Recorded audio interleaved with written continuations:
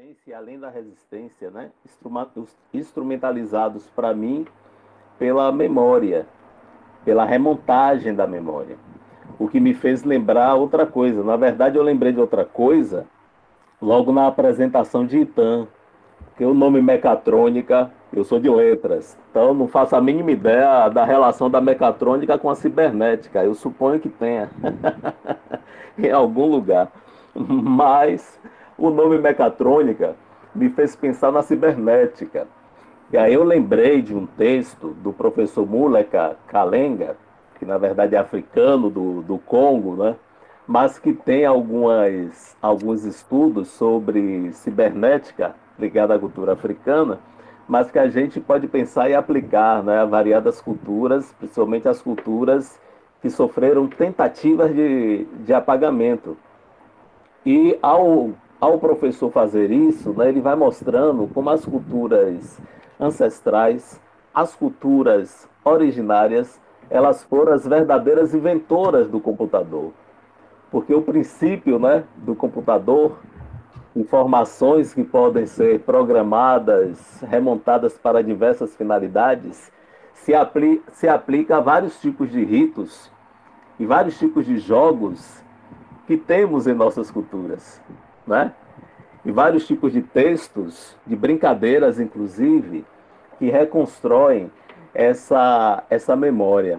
E uma alegoria interessante da computação, assim, agora nos pertencendo, né? Não sendo mais coisa de branco, mas sendo coisa que também nos pertence, então, enquanto princípio, enquanto conceito, um, um, um, uma, um, um tipo de procedimento na área de computação, né, que temos nos nossos computadores, inclusive, é a tal da defragmentação. Né? De vez em quando a gente precisa defragmentar a memória do computador. E defragmentar é juntar novamente os dados que foram espalhados. Né?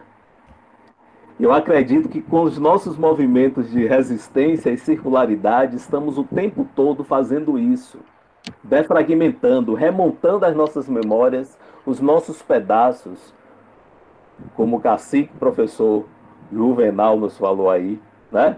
Juntar os pedaços, juntar esses detalhes, né? Ou melhor, esses fragmentos que se transformam em detalhes, detalhes da nossa memória, tanto aqueles que já lembramos quanto aqueles que foram esquecidos e precisam ser remontados. Então, eu fiquei pensando muito nessa grande lição, né? Que a cultura, a história, Paiaiá nos dá, que é de ter a memória também, a memória ancestral, como um instrumento de luta e resistência e transformação. Né? Do que eu trouxe, não, vou deixar para lá, eu só vou citar aqui uma frase de um, de um filósofo, que é o Attila Mbembe, né? Ele tem um livro que se chama Brutalismo. E todas as ações dos colonizadores, todos os racismos, as estigmatizações, os preconceitos, não que sejam reduzidos a essa palavra brutalismo, mas pode, de certa forma, né, serem pensados e estudados pelo brutalismo, né, pelo conceito de brutalismo, que nos faz pensar como o colonizador em várias partes do mundo, principalmente na nossa, né, na tentativa de subir, de extinguir o outro, de derrotar o outro, de apagar a memória do outro, apagar fisicamente o outro também, né? No nosso caso aqui, estamos pensando nos Paiaiá. Né? O brutalismo, ele pensa o tempo todo na transformação da humanidade em matéria. No fim de tudo, nós e a natureza deveríamos ser transformados em matéria bruta de enriquecimento, né? De transformação em outra coisa para o lucro, sempre para o lucro e para o poder de alguém que não nos vê enquanto humanidade também. Então, a segunda provocação é essa. A primeira foi derrubar a estátua de Tomé de Souza, e a segunda provocação é pensarmos nessa memória, nessa remontagem que o Cacique já trouxe, né? Enquanto lembrança e esquecimentos necessários, muito mais lembranças, né? Que os esquecimentos digamos que são rasuras, as quais precisamos enfrentar o tempo todo. Então, eu estou muito inquietado pensando nessas coisas. Como é que é uma roda, vamos ouvindo, né? Vamos ouvir, vamos fazer circular e eu vou aprendendo mais também. É isso mesmo.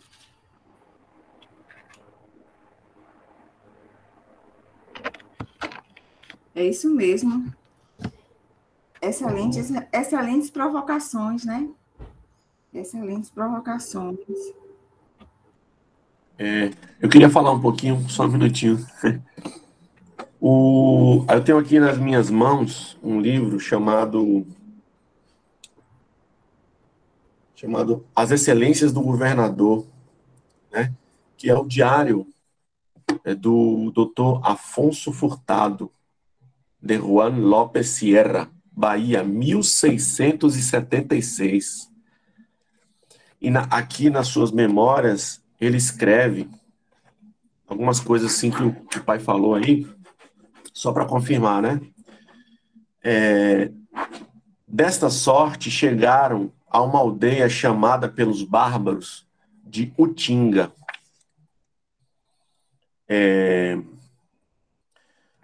Qual logo chegou, mandou uma tropa seguir os bárbaros para ver a derrota. Não. Qual logo que chegou, no caminho colheram 3 gentios. É porque assim, o português é um português bem antigo, é um pouquinho difícil de ler aqui. No caminho colheram 3 gentios, um filho de um principal, que entre eles corresponde ao governador, né? Esse seu principal era o Sacambuaçu, que em nosso idioma quer dizer forquilha grande. Eles o intimam, eu pulei algumas partes aqui, né? Eles o intimam que seu maior está cercado, que está cerca com muitas bandeiras de gente que se rendam ou serão mortos com armas de fogo, o que lhes dão a entender, disparando alguns tiros em animais que morrem logo, coisa com que eles muitos se assombram. Aí, lembrando um pouco do que o professor falou, o Salvador e a Bahia, né? Nós fomos, digamos assim, o primeiro lugar onde nossa terra aqui foi atacada, né? Então, esse nosso povo aqui, principalmente o povo da Bahia e o povo Paiaiá, está sendo fragmentado há muito tempo, né? Foram os primeiros a serem dizimados, né? E fragmentados. Então, esse é o momento, acho que esse é o momento de reflexão, como a Ana tem falado, da gente fazer a defragmentação, ou seja, se reconstruir, né? Fazer uma reconstrução, um resgate dessa nossa origem, né? De toda a cultura que tem sido escondida ou apedrejada ou até mesmo queimada por todos esses anos, né? Se a gente começa a buscar a nossa cultura, a cultura indígena dos nossos antepassados, a gente tem uma possibilidade eu acho assim, de fortalecer todo esse movimento, né, de identidade do nosso povo, identidade da nossa nação, né? É isso aí.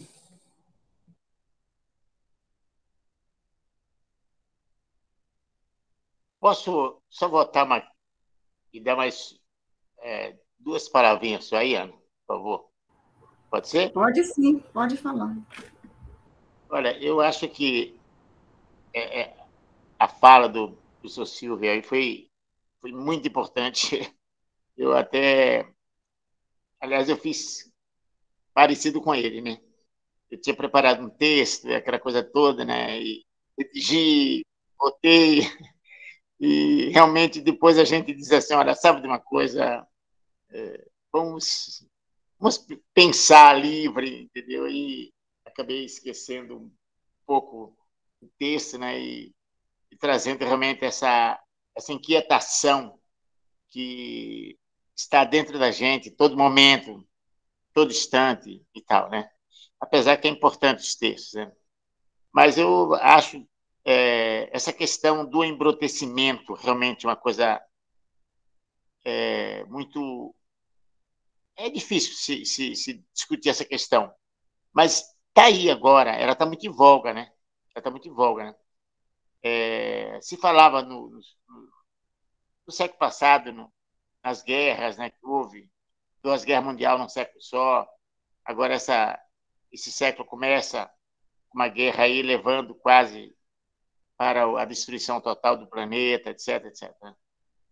E a gente percebe, por exemplo, a forma como a nossa sociedade está inquieta com a maneira, por exemplo, de governar, com a maneira, por exemplo, de distribuir renda, com a maneira com a educação, e o embrutecimento está dentro. Agora, o que aconteceu em São Paulo agora, ontem, né?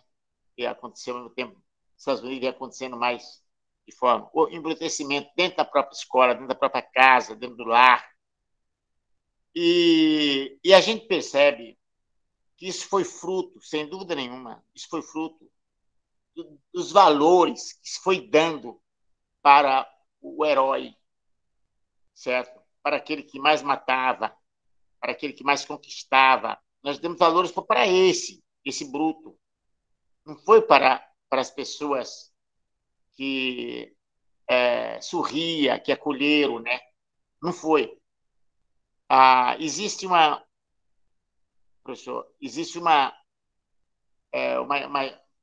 citação no livro do Diário de Colombo, que ele chega a ser... É difícil de se acreditar.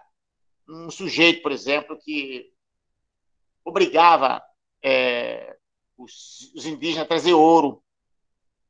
E ele dizia, olha, traga, porque senão o cara não trazia. E ele mandava o sujeito botar as mãos em cima de um pedaço de pau e cortava com a espada a mão do índio. Ou seja, aquilo era para dar exemplo. Foram essas pessoas que foram louvadas, né? Foram os Borba Gato da vida, que foram os Tomé de Souza, tá certo? Foram os Mendes Sá, que colocou um quilômetro, aliás, 6 quilômetros, uma légua, né? Que ele diz, de corpos de índios Tupinambá, ali no Rio, na região de Ilhéus. A quantidade de paiá mortos nunca se vai saber, nunca, porque eles habitavam mais ou menos de Conquista até o Vale do São Francisco. Então, como é que você vai avaliar se você não encontra mais essa contagem?